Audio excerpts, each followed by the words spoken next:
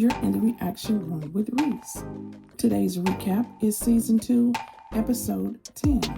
But before we get started, do me a favor. Check out my playlist and subscribe to my channel. Okay, let's see what's happening beyond the gates. We start off at the Dupree house. Anita is feeling tired, but then Kat and Samantha come over to see her, and she pretends to be fine. Bill tells Haley, Danny barely had her hands on me. And then Haley tells Danny, it's comforting to know that your daughters have someone to lean on if worse comes to worse. Jacob and Derek meet at Uptown. Jacob tells him that he and Naomi went on a date with Ashley and Grayson. And then he tells him about Naomi's blood test.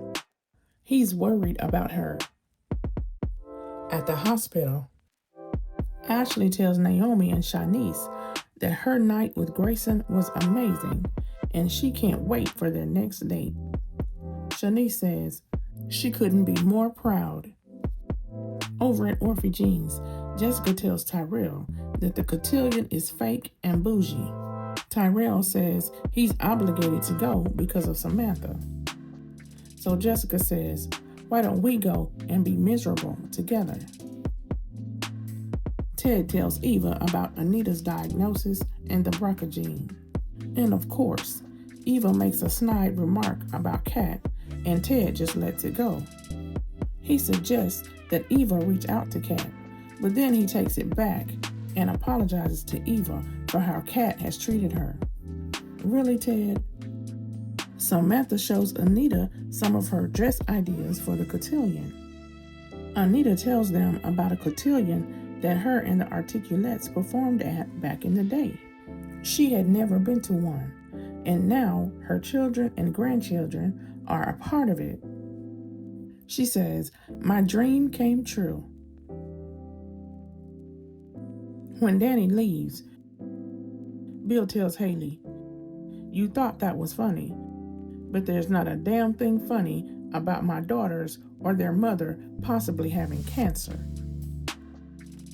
Danny comes over to the Dupree house, and Vernon tells her, I want to be there for you too. She says, whatever happens, I'll be able to handle it because of you. And then she tells him that Bill has to be a part of her life because of the girls. And Vernon says, they're adults now. And all Danny says is, true. Anita is tired and she gets dizzy. She says, I should have listened to Vernon. This is a little much for me. Samantha apologizes for coming over, and Anita tells her, this was a lesson for me. Even I have limits. Derek asks Jacob if having a baby is still an issue with him and Naomi.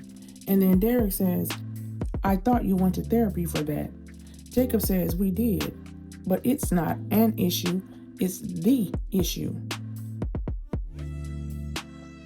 At the country club, Bill is ignoring Haley until Naomi and Jacob come over, and Naomi thanks Haley for reaching out to her.